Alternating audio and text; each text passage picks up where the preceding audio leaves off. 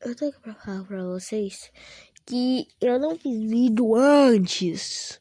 Eu tava cuidando do meu cachorro. Então não vem me exibir, não, tá?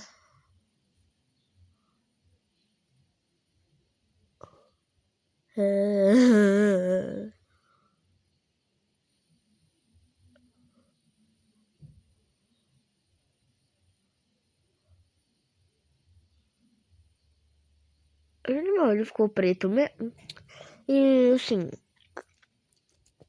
não pude mostrar ele. Por enquanto eu não vou mostrar. Só vou mostrar quando eu quiser. Quando ele estiver na minha casa. Porque eu tô na casa da minha tia, então.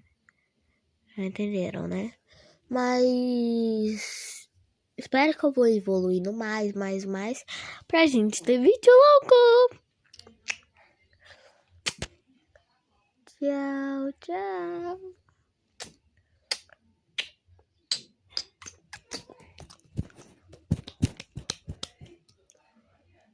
Passei reboco.